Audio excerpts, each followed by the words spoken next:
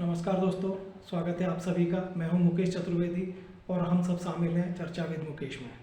दोस्तों, आज हमारी चर्चा का विषय है जलवायु परिवर्तन अर्थात ग्लोबल वार्मिंग। दोस्तों, जलवायु में वातावरण में परिवर्तन नैसर्गिक रूप से होते ही रहते हैं और ये परिवर्तन अवश्यंभावी है, परंतु कुछ परिवर्तन हम मनुष्यों की दखलंदाजी के कारण भी होते हैं, जिनको जलवायु परिवर्तन कहते हैं, जिसके परिणाम के रूप में पृथ्वी के तापमान में हुई वृद्धि को हम सब देख ही रहे हैं।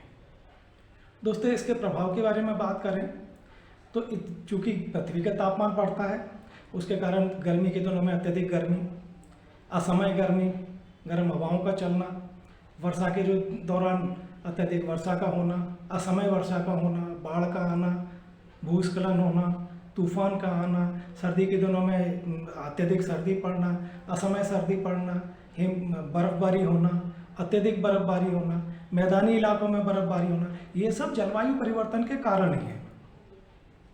दोस्तों, अगर हम जलवायु परिवर्तन के कारणों को देखें तो थोड़ा सा पीछे चलते हैं। 1600 ईस्वी के आसपास में विश्व में औद्योगिकीकरण की शुरुआत मानी जाती है और मेरे ख्याल से तभी से जलवायु परिवर्तन पर प्रहार शुरू हो गया था।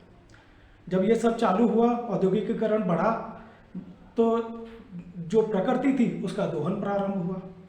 प्रकृति का दोहन प्रारंभ हुआ, जंगल कटे, कंक्रीट के जंगल बने विकास के नाम पर, और मशीनों के ईंधन के रूप में और भौतिक सुविधाओं के रूप में हमने फॉसिल फ्यूल का इस्तेमाल अत्यधिक कर दिया। फॉसिल फ्यूल मतलब डीजल, पेट्रोल, कोयला इत्यादि। नतीजा क्या हुआ? ग्रीन हाउस गैसेस का उत्सर्जन ज़्यादा होने लग गया। उसके परिणाम स्वरूप पृथ्वी के तापमान में वृद्धि हुई। दोस्तों, इस समस्या की पहचान 1985 के आसपास में हुई। तब संयुक्त राष्ट्र संघ ने इस समस्या पर गौर करना चालू किया, राष्ट्रों को बताना चालू किया, और उसके प्रयासों के बाद सन 1992 में पेरिस के अंदर एक सम्मेलन का आयोजित किया गया, जिसे पेरिस अकॉर्ड या अर्थ समिट कहते हैं, जिसमें एक लोग सब राष्ट्रों का समूह बनाया गया, जिसको कॉप का नाम दिया गया। और इस कॉप की ये डिसाइड किया गया कि 3 पिलर्स पर काम होगा और कॉप की जो मीटिंग है वो हर साल सम्मेलन आयोजित किया जाएगा। ये सम्मेलन आयोजित होते रहे, इस समस्या को एड्रेस करने की कोशिश होती रही, लेकिन कोई बहुत ज़्यादा समस्या हल नहीं हो पाई। 2015 में जब 21वां सम्मेलन हुआ कॉप का, जो कि पेरिस में हुआ था, उसमें एक सम्मेलन में एक हस्ताक्षर किए गए एक एग्रीमेंट के ऊपर, जिसको पेरिस अकॉर्ड के नाम से जानते हैं। इस अकॉर्ड में जो तय किया गया वो था कि ग्रीन हाउस गैसों का उत्सर्जन कम किया जाएगा ग्लोबल वार्मिंग की समस्या को हल करने के लिए, और दूसरा किया जाएगा कि जो पृथ्वी का तापमान असीमित रूप से बढ़ रहा है। दोस्तों, एक इससे पहले कि मैं आगे बढ़ूं, आपको एक चीज़ और बताना चाहता हूं कि पृथ्वी एक रिपोर्ट के अनुसार जो औद्योगिकीकरण से पहले जो तापमान था पृथ्वी का, वो विश्व के कई देशों में 1.5 डिग्री से लेकर 4 डिग्री सेल्सियस तक बढ़ गया है। अब इसको कम करने के लिए जो पेरिस अकॉर्ड है उसमें ये शामिल किया गया कि इस टेम्परेचर को 2 डिग्री सेल्सियस तक रखा जाएगा और प्रयास ये किया जाएगा कि इसको 1.5 डिग्री तक लाया जाए, ये 21वीं सदी में, मतलब सन 2100 तक। और इन सब के टारगेट 2030 तक के लिए सेट किए गए राष्ट्रों के लिए। और एक अच्छी चीज़ जो हुई वो ये हुई कि जो रिन्यूएबल एनर्जी पे काम किया जाएगा, और दूसरी चीज़ ये जो अकॉर्ड होगा ये सदस्य देशों के ऊपर में कानूनी रूप से बाध्यकारी होगा। और अच्छी चीज़ ये थी दोस्तों कि इस समय 195 के लगभग देशों ने इस पर हस्ताक्षर किए। अगर हम भारत के परिप्रेक्ष्य में बात करें तो भारत में आज की स्थिति में देखा जाए तो ग्रीन हाउस गैसों के उत्सर्जन के मामले में फॉसिल फ्यूल का उपयोग हमारे यहाँ बहुत ज़्यादा है। आपको एक उदाहरण के रूप में आपको एक आध दो उदाहरण से समझाता हूँ।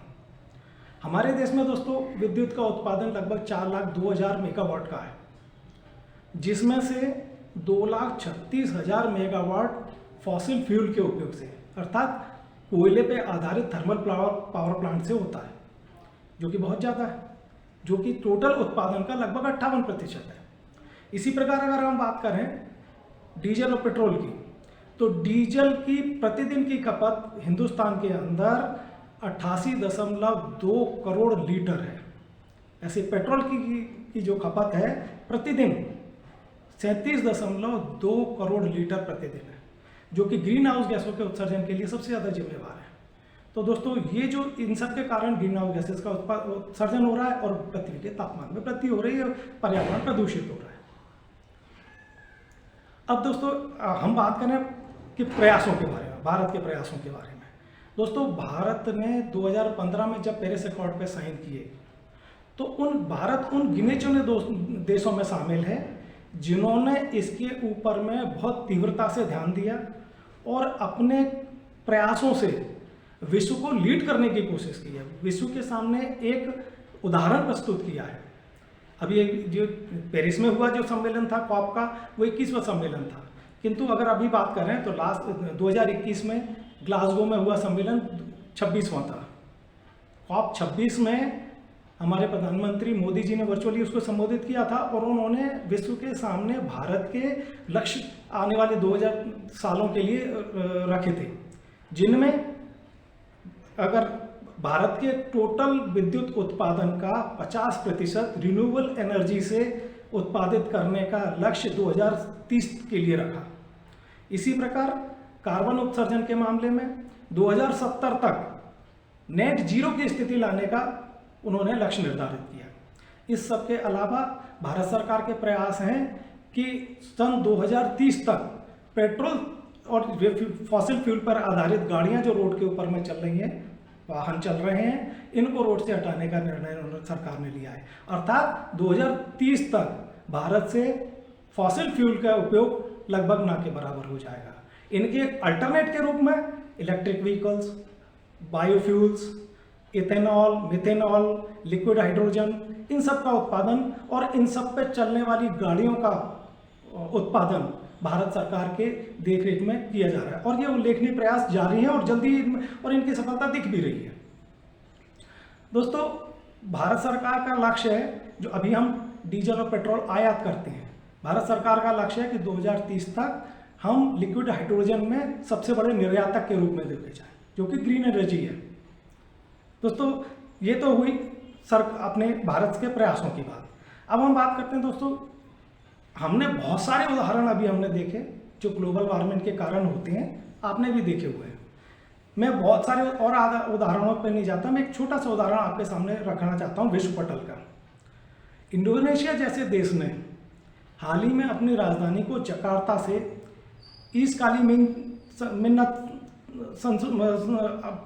वो किया है, स्थानांतरित किया है और इसका कारण जलवायु परिवर्तन के कारण समुद्र के तापमान में हुई वृद्धि को कहा जा रहा है।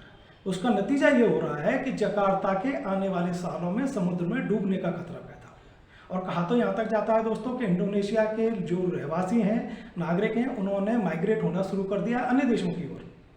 ये एक बहुत बड़ा समस्या है और इसी तरह की समस्या हमारे भारत में, हमारी औद्योगिक राजधानी, कमर्शियल कैपिटल बम्बई के ऊपर में और पाकिस्तान में कराची के ऊपर भी मंडरा रहा है। तो देखते ये चीज़ है। अच्छा दोस्तों, सरकारें तो बहुत सारे काम कर रही हैं, जो संस्थाएं हैं वो भी अपना काम कर रही हैं, लेकिन कोई भी क्रांति जनमानस के सहयोग के बिना पूरी नहीं होती। तो दोस्तों हम इंडिविजुअली, हम लोगों की भी जिम्मेवारी है कि हम ग्लोबल वार्मिंग के खतरे को समझें और उससे बचाव के लिए हमारे जो प्रयास हो सकते हैं उनको करें। दोस्तों मेरा ये प्रयास आपको कैसा लगा ज़रूर बताएं, अपन भी अपने सुझाव दें और लोगों को भी शेयर करें। दोस्तों एक समस्या जो मुझे अभी लोगों ने रिपोर्ट की है वो ये है कि उनके पास में जो इसके नोटिफिकेशन नहीं आते वीडियोस के। तो दोस्तों मैं भी टेक्नो फ्रेंडली इतना ज़्यादा नहीं हूँ, मैं भी प्रयास कर रहा हूँ, मैं भी सीख रहा हूँ और अभी मैंने जो पता किया सीखा। तो दोस्तों जब भी आप सब्सक्राइब करें, जिन लोगों ने सब्सक्राइब कर लिया है और जो करना चाह रहे हैं, जिनको पसंद आए तो सब्सक्राइब जरूर करें। तो उसके बगल में एक बेल आइकन है, उसको जरूर दबाएं, जिससे आपके पास तक नोटिफिकेशन आने लगेंगे। दोस्तों हमारी ये चर्चा कैसी लगी आपको ज़रूर बताएं। मेरा प्रयास है कि आपको और अच्छे विषयों के साथ आपके साथ जुड़ूं। अगले वीडियो तक के लिए आप सबका धन्यवाद, नमस्कार। सॉरी दोस्तों, एक छोटा सा करेक्शन है। दोस्तों मैंने इस अपनी चर्चा के बीच में आपको बताया था कि 1992 में संयुक्त राष्ट्र के तत्वावधान में जो सम्मेलन हुआ था वो मैंने कहा था कि पेरिस में हुआ था। एक्चुअली पेरिस सम्मेलन 2015 में हुआ था, जो कॉप का 21वां सम्मेलन था। जो पहला सम्मेलन 1992 में हुआ था वो ब्राज़ील की राजधानी रियो द जनेरियो में हुआ था। तो छोटा सा मैंने गलती मुझसे हुई थी जिसका मैं करेक्शन करना चाहता हूँ। एक आपको बताना चाहता हूँ कि इंडोनेशिया की जो राजधानी जकार्ता से शिफ्ट हुई है वो है ईस्ट कालीमंतन। इसको भी ज़रा ध्यान रखा जाए। थैंक यू दोस्तों।